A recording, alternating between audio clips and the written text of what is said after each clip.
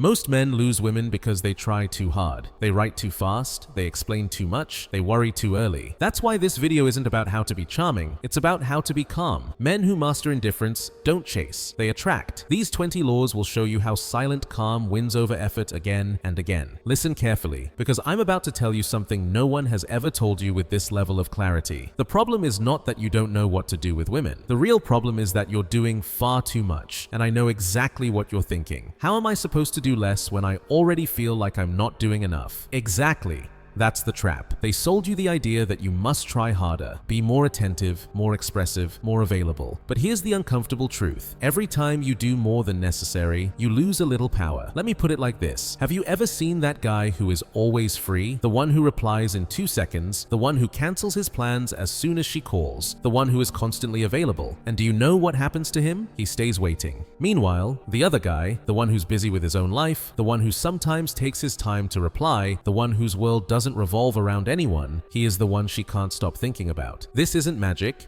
It's basic psychology. The human brain is wired to chase what it can't get easily. When something is always available, it loses its value. It's the difference between tap water and an aged bottle of wine. One is always there. The other must be earned. Machiavelli understood this 500 years ago when he wrote about power. He knew that the one who shows desperation loses authority, and the one who stays calm controls the chessboard. He wasn't talking specifically about women, but the principle is identical. Power never sits with the man who makes the most effort. It belongs to the one who has the least need to prove anything. Now, the first law of indifference is brutal in its simplicity. Give less importance than what she expects. And here's the detail most people don't understand. It's not about pretending you don't care, it's about genuinely not placing your entire peace of mind in the hands of someone you barely know. Think about it. When you meet someone new, why should you be nervous? Why should you think about her all day? You don't know her. You don't know if she's compatible with you. You don't know if her values match yours. But for some reason, men hand over their emotional stability before even knowing who they are dealing with. And this creates a predictable dynamic. She expects you to get excited, to rush, to try to impress her. And when you do exactly that, you confirm what she already knew. You are like all the others. But when you don't do it, when you respond with calm, when you don't rush, when your energy stays stable no matter how she acts, then you break the pattern. There is a study in behavioral psychology called value inversion that explains this perfectly. When someone gives less emotional energy than what is expected, the other person's brain goes into alert mode. It tries to solve the puzzle. Why is he not reacting like the others? And that question, that small mystery, creates fascination. It's the same principle behind why people line up to buy a limited edition product. It's not necessarily better, it's rare, and rarity always increases perceived value. Now, the second law, move as if time belongs to you. This is crucial. Indifference is not communicated only through words. It's communicated through every gesture, through every pause, through the way you walk across a room. Have you noticed how nervous men move quickly? They speak fast, they gesture too much, they fill every silence with words. It's as if they're afraid that if they aren't constantly doing something, they will lose the opportunity. And guess what?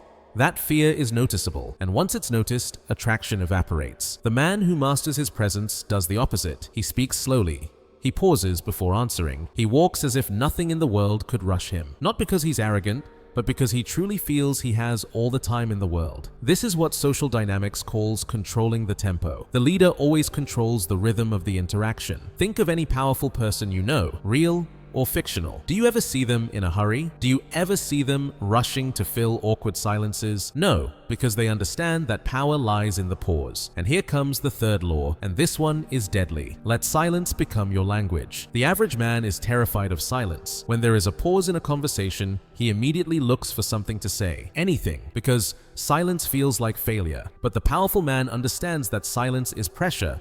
It is a test.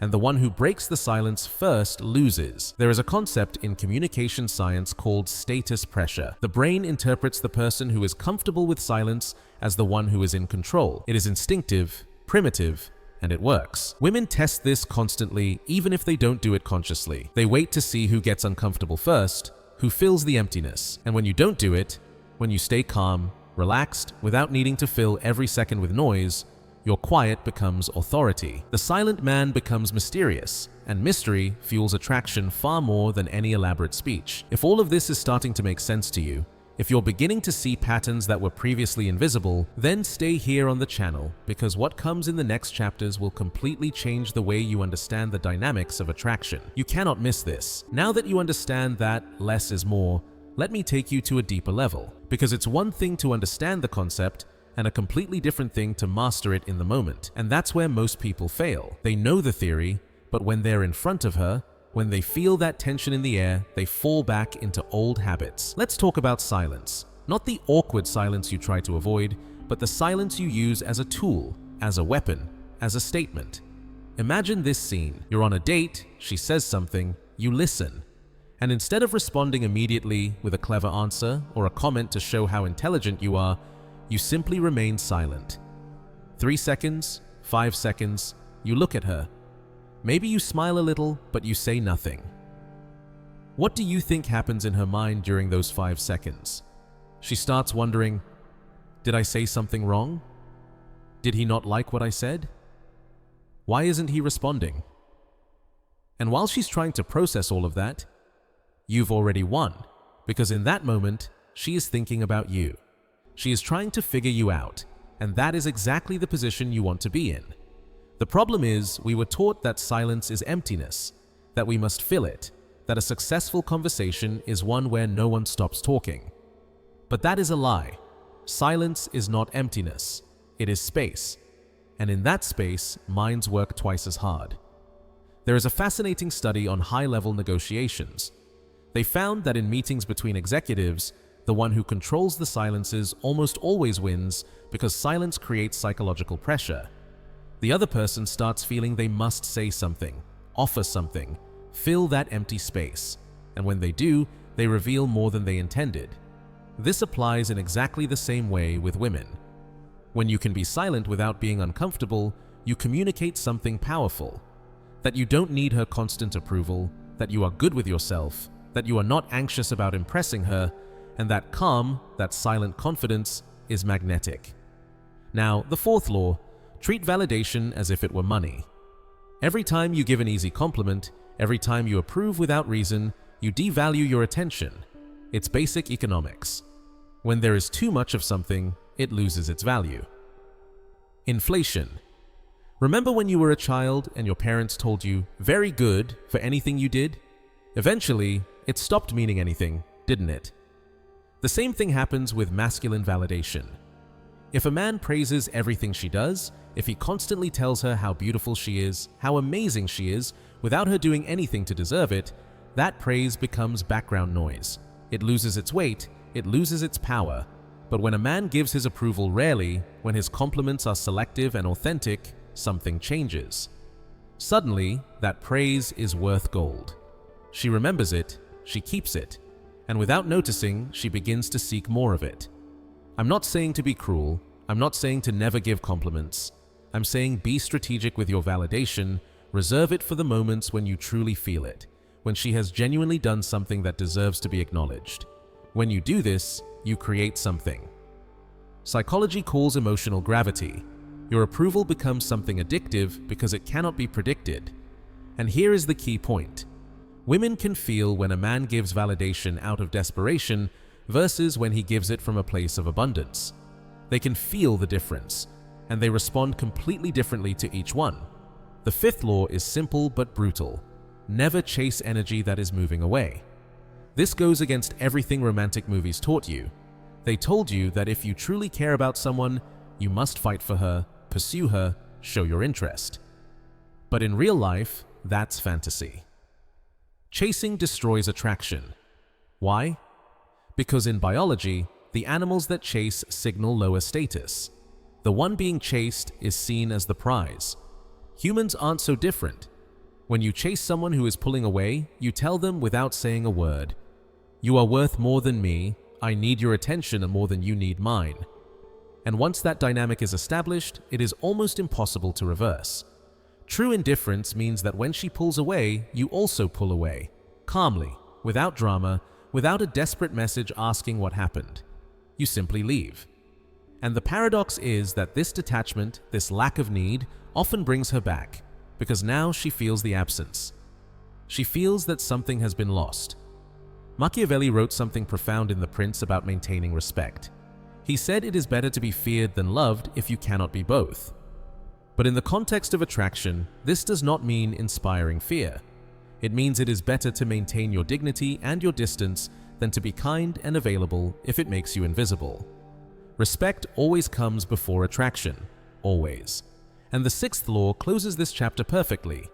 Show amusement instead of getting offended. When she tells you something provocative, when she tests you with sarcasm or a teasing remark, the average man defends himself, explains himself, gets upset. The man with real indifference laughs, and that laugh is not mockery, it is emotional control. It shows that nothing she says can pull you out of your center. There is research on emotional conflict showing that the one who can maintain humor during a confrontation displays psychological mastery, because humor requires emotional distance. It requires not being hooked. When a woman sees that she can throw a test at you, a sharp comment, and you simply smile as if it's entertaining, she becomes nervous, in the right way, because she realizes she does not have the power over you that she thought she had. Think about the last time someone tried to annoy you and it didn't work. What happened after? They probably tried harder, or they gave up and respected you more. The same thing happens here. Your emotional state cannot be kidnapped, and that, my friend, is real power. Before we continue, let me ask you something. In the comments, share a piece of advice you would give to other men about this, something you learned from experience. Because we are all in this together, learning, improving, and your experience may help someone else wake up. We are arriving at the point where most men self-sabotage without even realizing it. And it has to do with something you do every day, probably several times a day, without thinking about the consequences. Giving your attention and your approval as if it costs nothing. But here is the truth no one tells you. Your attention is the most valuable resource you possess, and you give it away as if it were infinite. Think of it this way. Imagine your attention is money. Every message you send, every compliment you give, every time you show someone you're thinking about her, you are spending. And when you spend without criteria, without strategy, without making that expenditure mean something, you create inflation.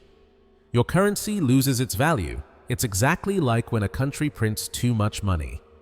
At first, it seems there is abundance, but eventually that money buys nothing because there is too much in circulation.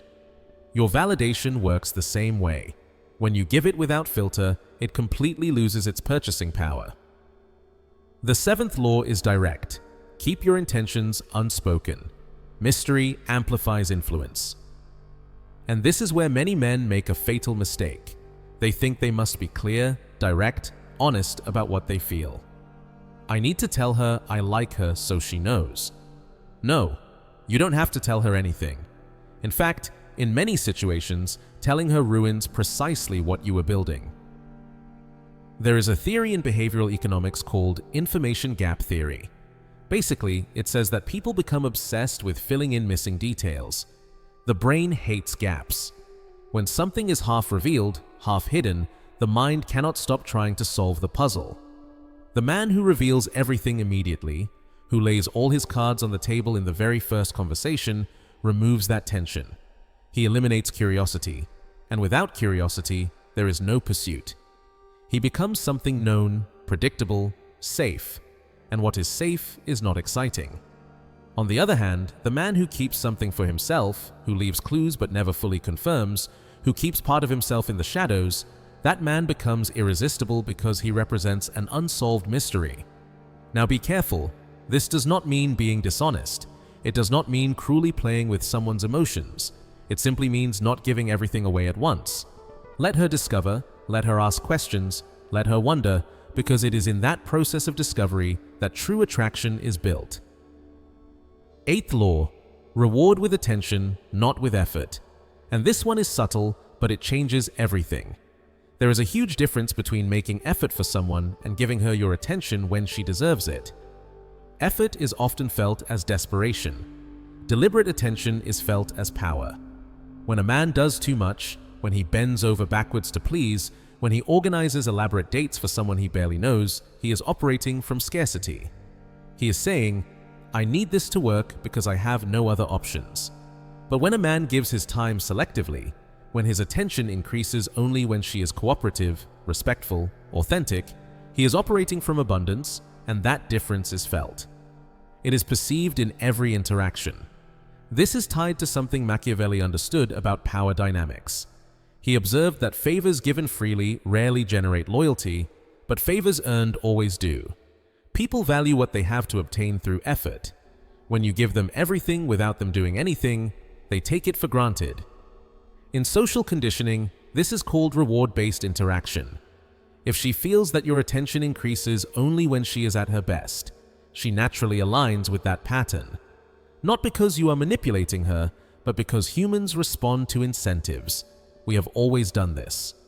The ninth law connects perfectly to it. Stay unpredictable, but constant in your energy.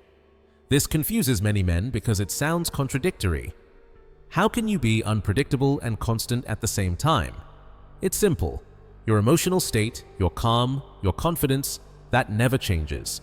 You are the same stable person no matter what happens. But your actions, your responses, when you appear and when you disappear, those remain difficult to predict. It's the same principle that makes games addictive. Your baseline state is safe, but the outcome is uncertain. This creates what psychology calls variable reward conditioning. It's the reason people can sit in front of a slot machine for hours. They don't know when the reward is coming, but they know it can come. Women are drawn to this dynamic because it promises excitement without chaos, stability without boredom. It's the perfect balance between security and adventure. Now let me ask you a question because I want to hear your opinion. From your experience, what works better to start a conversation with a woman who interests you? A. An unexpected compliment that catches her by surprise. B. An open-ended question about something she likes. Write A or B in the comments and briefly explain why you chose that option. I want to see which approach wins in this video, because the truth is, both can work, but it depends on how you use them and in what context. And your experience can teach all of us something valuable. We are now reaching the level that most men simply cannot reach. And it's not from lack of information, it's from lack of inner truth. Because everything we've talked about so far can become an empty technique if you don't change something fundamental inside you. And that fundamental thing is this: you must let go of the result. And when I say let go, I don't mean pretending you don't care while secretly hoping it works. I mean truly being fine no matter what happens. That is real detachment. And that, my friend, is where real power lives. The difference between acting indifferent and being indifferent to the result is abyssal. The first is a mask, the second is freedom. And women can feel the difference from miles away. Think about the last time you really wanted something, a job, an opportunity, anything. And think about how you acted during that interview or conversation. You were probably tense, measuring every word, trying to say the right thing. And that tension was probably visible. Now think of a situation where the result didn't matter to you. Maybe a relaxed conversation with a stranger you were never going to see again. How did you feel? Relaxed, natural, yourself? And that conversation was probably incredibly smooth. That's what happens when you let go. When you are truly not attached to the idea of winning or losing, your energy changes. You become present, authentic. And it's that authenticity that truly attracts. The 10th law is the heart of all of this. Let go of the outcome completely. Most men lose their presence because they are secretly waiting for something. A message, a sign, a confirmation that she is interested. And that hope leaks through their body language, their voice tone, the way they interact. Detachment eliminates that energy completely. In sports psychology and meditation, this is called the flow state. It's when the mind focuses entirely on the process, not on the goal. The best athletes in the world talk about this. When they stop thinking about winning and simply play, that's when they perform at their peak. The same thing happens with women. When you approach them with this flow energy, where you're not trying to win anything, where you are simply being, they feel something strange, something they don't feel from other men. They feel that you're not trying to take anything from them. And that absence of hidden intention is magnetic. Now, the 11th law deepens this. Treat women's interest like background noise. When a man truly masters detachment, Even obvious interest from a woman does not change his rhythm. He sees it, he registers it, and he keeps moving. This is not arrogance, it is emotional control. There is a concept in behavioral psychology called stimulus immunity. Basically, the brain stops reacting to validation because it is already full. He doesn't need more of it. When women perceive that their attention doesn't buy your focus, curiosity multiplies, because they are used to men completely changing when they show interest. Men become more attentive, more available, more anxious. But when you don't do that, when you stay exactly the same, she begins to wonder, what does he have that the others don't? And that question has no easy answer, so she keeps thinking about you. The 12th law is pure tactic. Never rush to fill the silence.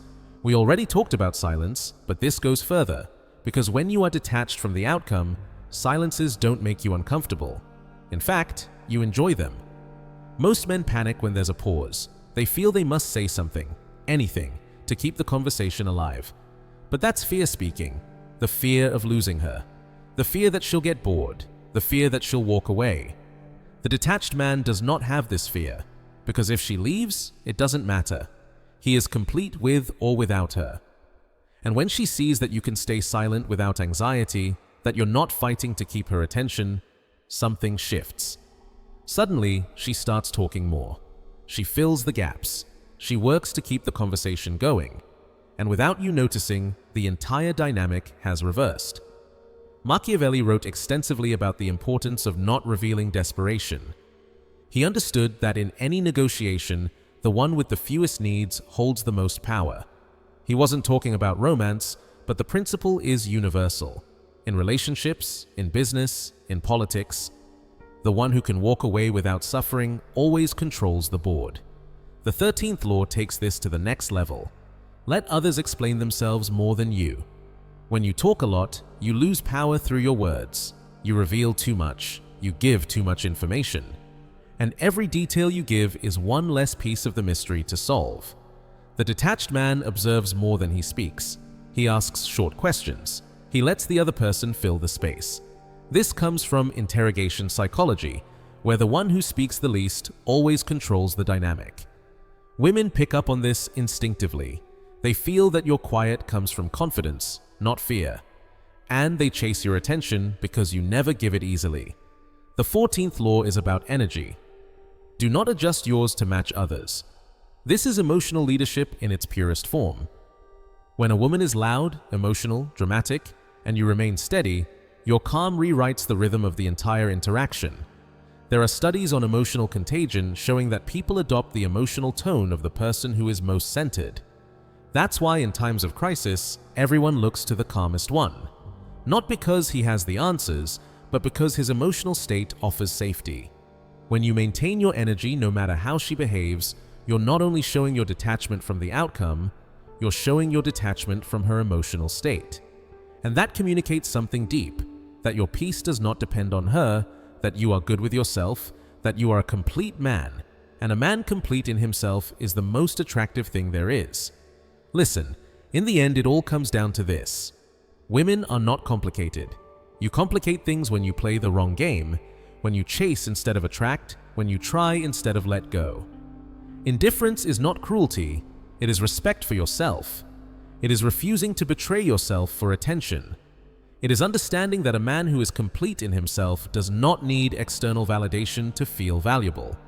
And when you reach that point, when you are truly good with yourself, with or without her, something shifts. You stop chasing, you stop begging, and you start living from a place of real abundance. That is what women feel. That is what they cannot resist. Now, the 15th law reveals a truth almost no man has ever realized. Let her collide with your reality. Don't adjust to hers. Most men bend their habits, their schedule, their rhythm to fit into a woman's life. But a powerful man lets his life be the filter. His standards, routines, pace, values, these act like a gravitational field. She must enter his orbit, not the other way around. Psychologists call this dominant frame persistence. The individual whose world remains intact becomes the psychological center of the interaction. When she realizes you are a world, not a man chasing a moment, her instinct switches from evaluation to fascination. You don't move toward her life, your life pulls her. The 16th law introduces a concept no dating coach will ever teach. Control the emotional climate of the interaction before it begins. Most men react. They wait to see how she behaves, how she speaks, how she sets the tone. But the master sets the emotional temperature before the first word. He chooses the pace, the softness or sharpness, the seriousness or playfulness in his first breath, his first posture, his first look. This is called pre-frame atmosphere control, a technique used in negotiations and intelligence work. You don't just enter the room, you bring an atmosphere with you. Your energy becomes the weather, and she adapts to your climate without even understanding what's happening. The 17th law enters territory that only psychological warfare specialists know. Let your boundaries speak louder than your charm. Charm is cheap, presence is everywhere. Compliments are abundant. But boundaries, calm, non-negotiable, unspoken boundaries, are extremely rare. You don't demand respect. You generate respect by what you do not tolerate. And here's the secret.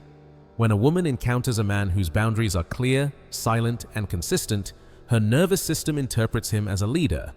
No shouting, no speeches, no proving, simply a quiet, immovable line that says, I don't chase validation, I don't excuse disrespect, and I don't collapse for attention. This law alone separates men who attract from men who are forgotten. The 18th law is something even philosophers hinted at but never explained. Hold a private world she's not allowed to enter. Not secrets, not manipulation, not double lives. A private world, an inner space that remains untouched. Your discipline, your solitude, your personal rituals, your intellectual obsessions, your spiritual center. Jung called this the sanctum of the self, a psychological fortress where your identity is forged. Women are drawn to men who feel whole, not to men who place their entire identity in romance. Your unshared world becomes your aura. The mystery is not something you create, it's something you protect, and she feels it. She feels there is more to you than what she sees, and that more is what pulls her.